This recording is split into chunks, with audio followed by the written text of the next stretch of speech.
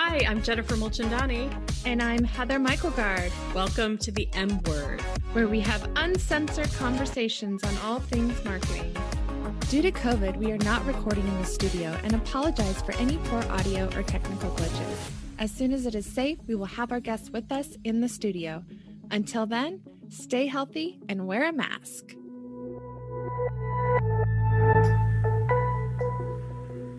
Hello and welcome to the M Word. My name is Jennifer Mulchandani. And I'm Heather Michaelgard.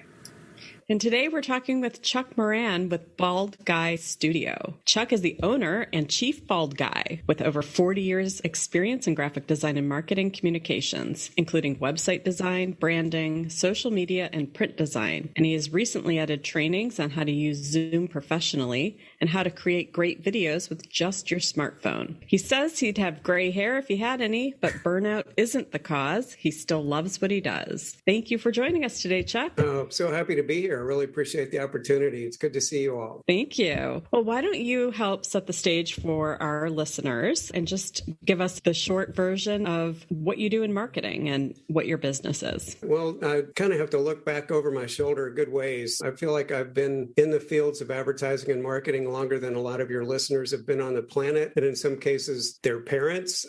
So I got my first Macintosh in 1985, and basically the course of my career has been through freelance jobs to real jobs to freelance jobs. But I've had Bald Guy Studio since about 2004. I shaved my head in 2003. That's what gave rise to the new brand. So I created a company using that name in 2004. Basically, as you just mentioned, the marketing part of what we do is primarily around websites, social media, email marketing, and all related. Chuck, we ask all of our guests whether they love marketing, appreciate it. You said you loved marketing. So can you tell us more about what you love about it? Yeah, I really can. This was a really interesting question. And to prepare for today's talk, I wanted to do just a little bit of a dip back into what marketing actually is. And there's a 12th century, I don't know, this was actually a definition that was written down, but it was called a meeting at a fixed time for buying and selling livestock and provisions, an occasion on which goods were publicly exposed for sale and buyers assembled to purchase. Even back in the 12th century, it had talked about that concept of exposure. So we're talking about selling cows and chickens, but it's still about exposure. So my definition of marketing is to ethically encourage people to take an action. And I honestly came up with that today. I can't say it's been carved over my door in granite since I started this back in the 70s, but that really is what I feel like it comes down to. So the way that works out in practice is that I like to help entrepreneurs and small and some medium-sized businesses take their marketing up a few levels. But I try to do it ethically by encouraging people to take an action.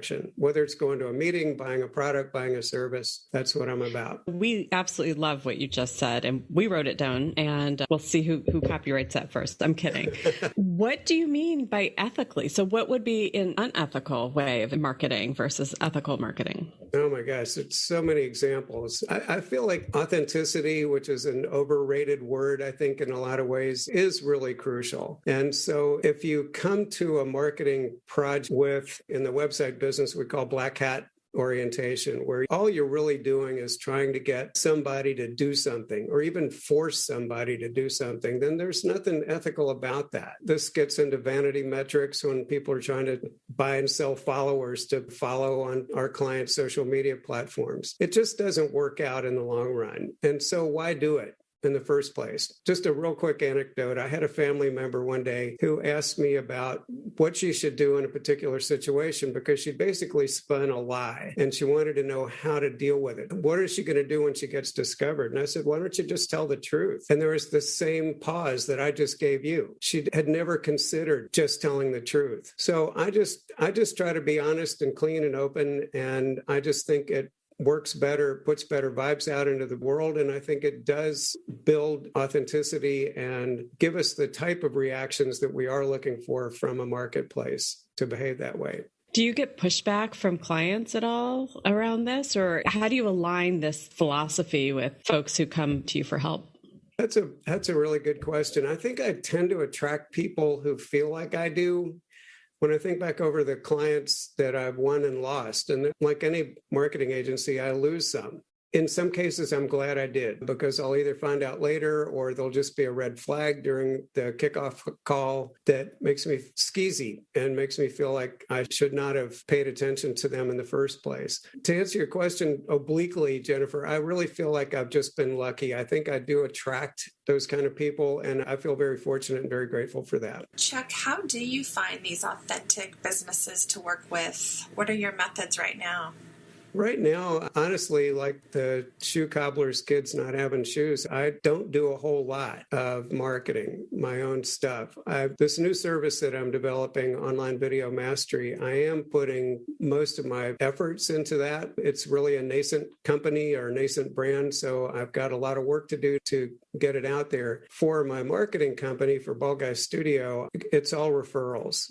I do some content on social, but I've just got a good reputation. I think my website reflects the quality of my work. I actually just built a website for a guy that found me through search in Maine.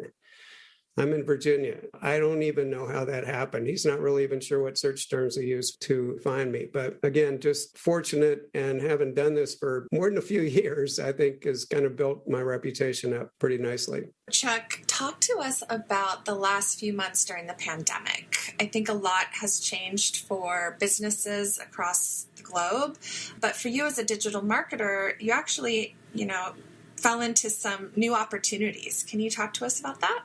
Sure, happy to. Yeah, it's interesting because a lot of these things that I'm going to talk about started out as one thing and became another thing. When the pandemic hit, a lot of people found themselves pivoting. And if I'd had a coffee shop, I'd have pivoted. If I had a brick and mortar clothing store, I would have pivoted. I would have figured out a way to, take my business online. For Bald Guy Studio, I look back and I think, you know what? I just added shit. I fell into a couple of new services by serendipity, which I love. And basically what happened in a couple of cases was I started out building a website for an organization, and that led me to an introduction to another organization that needed me in good part because of COVID. So the first one was I created a website for an artist in Maryland who had a small business, and he was teaching at Glen Echo along with his 40 instructors. COVID came, that put an end to people being able to take painting and other classes at Glen Echo. And because the artists were renting space there, that put an end to the income to the park. They hired me to create a Zoom training. So out of a website, which was all marketing oriented, I was hired to create a Zoom training. Well, I'm not an idiot. So I thought, well, I put in a ton of effort on creating that training. So now I've turned it into a course that I'm offering through Online Video Mastery. Same basic thing happened with the second phase, which is around video creation. And that came from a website that I built for a local soil and water conservation district here in Charlottesville. Their executive director asked me if I could train their staff to create simple videos using iPads and iPhones to make little educational videos, PSAs, little things they could send to the media. Well, that led me to be introduced to the State Association of Soil and Water Conservation Districts, and they hired me to put on a 3-day workshop to teach anybody in the state of Virginia, part of a soil and water conservation district, how to create videos. I was hired to do that. And again, not being an idiot, I turned that into a course as well. Then there's one third one that just came out of my own fear of being on camera, which is a video confidence course that I sell through Thinkific as well. That's great. Chuck, you talked about fear of being on camera, and you put together this new class or service. Talk to me about how you walked through this fear, and did you get over it? Are you still afraid every time you get on camera? I have to say I'm a little bit nervous. The next step up from where I am right now, I think, would be more public speaking. I've done some of it, but if I were asked what I'm afraid of in marketing, it would be public speaking, meaning being on a stage in a group in front of a whole lot of people.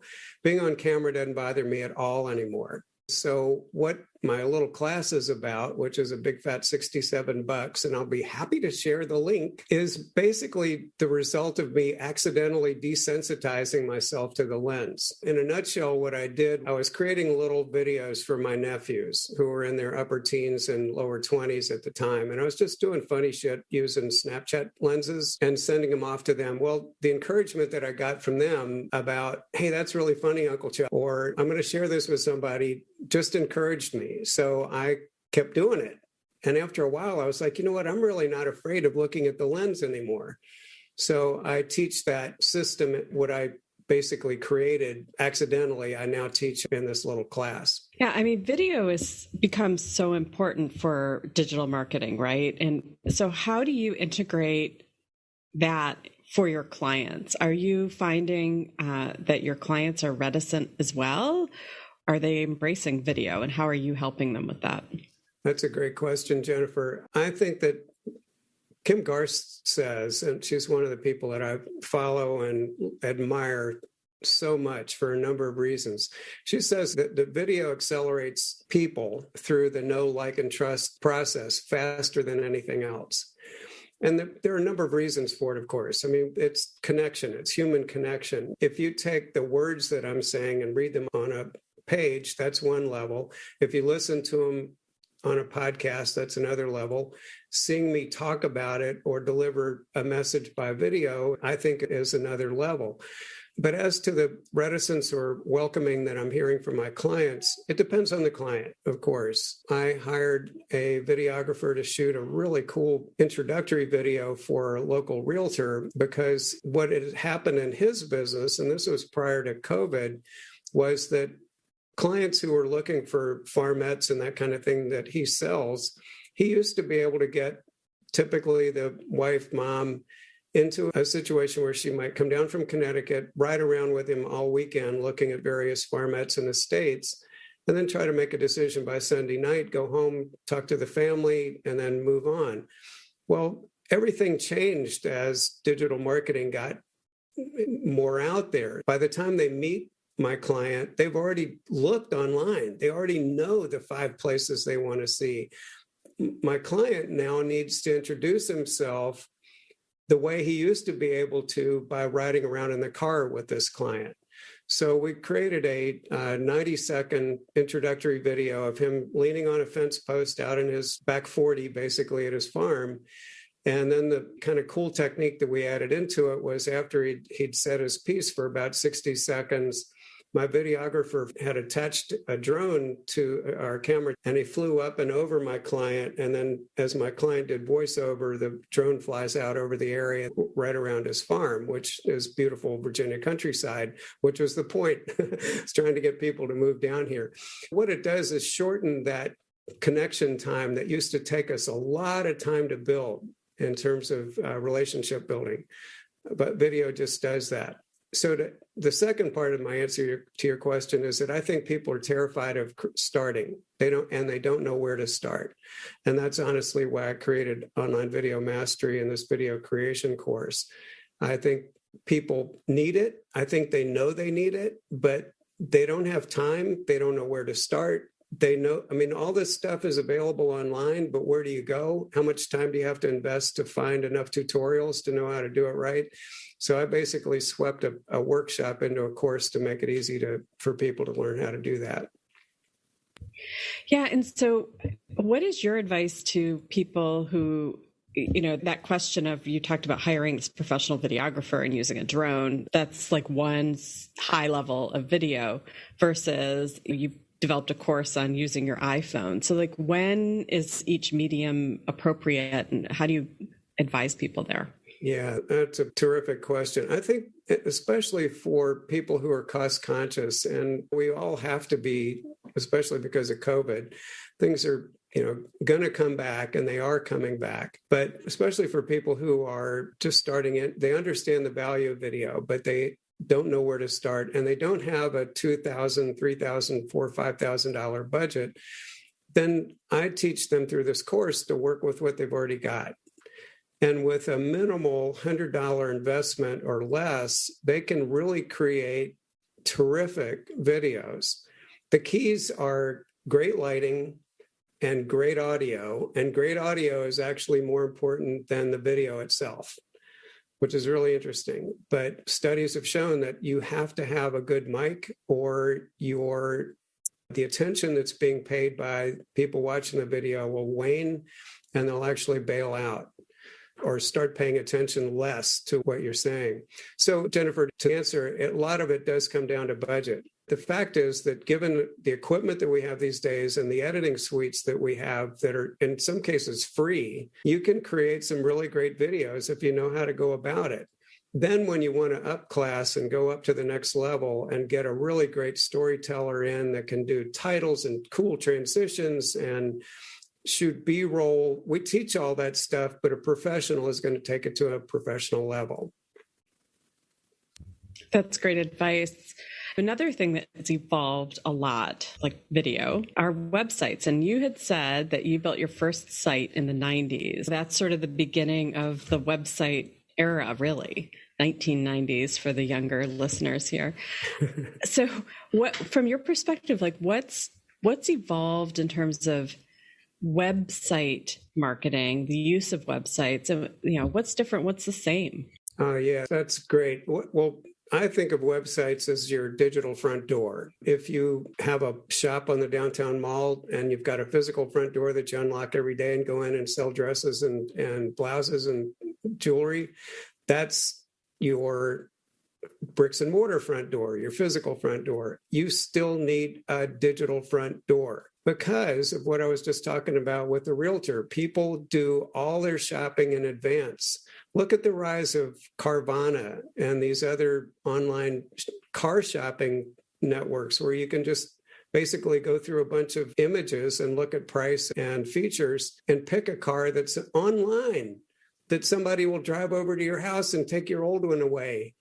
If that's not disruptive marketing, I don't know what is. And they wouldn't be advertising it if it weren't working. So websites are still vital. I still believe in getting a .com domain if you can. If you can't, the new ones that are out there are all pretty cool. There's .marketing, .club, .blah, blah, blah, .video. And I think those are great. I think you can use those just as well. But what's different is that back in the 90s, when I built my first website, I think it was around 1996, I was blown away, first of all, by somebody demonstrating that she showed a yellow screen with black type on it to a bunch of us. This was 1994.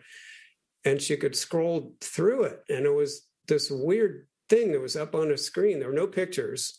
And then she said, now watch what happens when I click on this little blue word. And we're all like, what's going to happen? So she clicked on it and the screen filled up with some other stuff. It went someplace else. I couldn't believe it. So just being fascinated in the early 90s, I think drew me into this. In those early days, we just took everything a client had and threw it up on the web. You got a bunch of pictures? Here you go. Let's slap them up there. Optimizing, what's that? Writing copy? We don't care. What did you say in your brochure? Let me have some of that and we'll slap that up there. That has completely changed because of the lack of attention. We're in the attention economy. The thing that we have that's the most valuable is not our money. It's not anything other than our attention. So as marketers, we've got to be able to make laser-focused messaging and make it absolutely transformative and interesting to whoever it is that's coming to our clients' digital front doors. Instead of throwing all this crap up there on the web and saying, good luck figuring out what we're trying to say, because we don't know, you really have to think through what it is that a client needs and then walk them through that client journey, write down your homepage, encourage them to take that action, again, ethically, that you're trying to get them to do. But they just don't have time. Look at the rise of short form video. This is something I'm totally fascinated with right now. People don't have anything more than 30 seconds at a time. I am completely nuts about YouTube Shorts right now and Reels, because talk about scroll stopping on your phone. I just go from one kid drummer to somebody doing those crazy dance moves to somebody who's actually teaching me something. Everything has changed, but honestly, most of it has to do with us getting on the other side of the screen and looking at what it is that the client on the other side of the screen needs to move from where she is to something that she needs.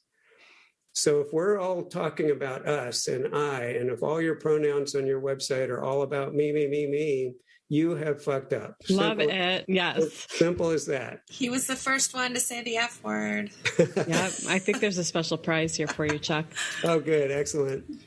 How often should people, small business owners, be working on their website? How often should they budget for updates and redesigns? Yeah, that's a good question, too. Updates come in a couple forms. And one thing that I do offer is a maintenance and security service. Whenever I hear update, I automatically think about the fact that the back end, especially of a WordPress website, does need to be maintained. So people listening to this really need to pay attention to it, because WordPress websites are built with a whole lot of components that need to be happy with each other. So that's one part of updating. The other part, though, I think ideally people should review their website top to bottom once a quarter, and at least review your homepage once a month. Am I doing that? Nope. Truth, unvarnished truth, I don't. I thought today, geez, I've got some crap on my homepage I really need to update, but I just haven't gotten it done. But ideally, that's what I would like to see people do. Top to bottom review once a quarter, once a month, do at least a review of your homepage. Great advice. Chuck, you mentioned Kim Garst as someone that you look up to and follow. Who else in our profession do you follow and read and watch what they're doing? Yeah, it's interesting. I made a little list here. Let me just take a look over at it. Mark Schaefer. Heather, I know you know these folks. Jennifer, I don't know if you do, but these names, they're big in the social media field in particular. But Mark Schaefer, Kim Garst, Seth Godin, Neil Schaefer, two Schaefers on my list, Pat Flynn, Molly Marshall, and Amy Porterfield. And you know what's really weird? I have a blog post that I've had in the back of my head, and it's like a title and a lead in, and that's as far as I've gotten it. But one of the things that I love about these people, and what strikes me about them, is that they're all sweeties. They're all sweet, generous, wonderful, warm people. Mark Schaefer, let's see, well, a number of them. Vivica von Rosen. I've asked Amy Landino. I asked a number of people if they would contribute to a course that I was creating, and every single one of them said, just tell me what you need. Just like that. Tell me what you need. That's awesome. So I got to that point by building relationship, not intentionally, but just by being around them physically, and then supporting what they do and liking what they say on social. But yeah, those are the people. And then where they are hitting the reality, Amy Porterfield's podcast is my favorite. I'm reading Seth Godin's book right now. It's called The Practice Shipping Creative Work, which is a weird subtitle, Shipping Creative Work. But it's basically it means just get it done, get it out the door, ship it, do creative stuff and ship it. And then the last one that I'm reading right now is my other fascination is Neil Schaefer's The Age of Influence. This is a fabulous book. And this is my other passion right now, besides video, is learning more about influencer marketing, because it all ties back to what we did in the caveman days. We referred people to stuff. If you needed a smoother rock, you could tell somebody to go down to Jenny's cave and buy one from her. That became testimonials. That became reviews. And now we are in this new age where we're talking about nanos, micros, mid-level celebrity influencers, all of which I find fascinating. It is all the same thing. It's about human connection. Exactly. Well, you've got more than 40 years of marketing experience, Chuck, but if you can take what you know now and go back to the beginning when you were starting out in this field, what would be your advice to yourself? Yeah, I got a few things. First thing would be learn how to type. Learn how to keyboard, man, because when I was in high school, only girls got taught how to type. And of course, we call it keyboarding now. So I still hunt and peck. And when I think about how much time I could have saved had I learned how to type, that's something I wish I'd learned earlier. A couple other things: keep learning, stay open to new ideas. I think about myself as a forever student, and getting up every day and finding that, so-and-so's just come out with a new study, or so-and-so's got a new tactic, or somebody's got something new about short form video. That's what I love. A couple other things I would tell myself is take time off. Don't take yourself so seriously. Emphasize fun, because I think that's super critical. And then the last one is be as generous as possible. I love it. And Chuck, for our listeners, if they want to learn more about Bald Guy Studio, where can they find you? I'm almost everywhere on social as Bald Guy Studio. Some of my platforms are gasping for air because I'm not putting much stuff up there, but baldguystudio.com is my digital front door. And then my new brand is onlinevideomastery.com. And that's where I'm offering these video creation courses and the other two courses that we talked about. So baldguystudio.com and onlinevideomastery.com. That's great. Well, thank you so much for spending this time with us. It's been a lot of fun chatting with you. For our listeners, we've been talking with Chuck Moran of Bald Guy Studio. And until next time, take care. See ya. Thank you.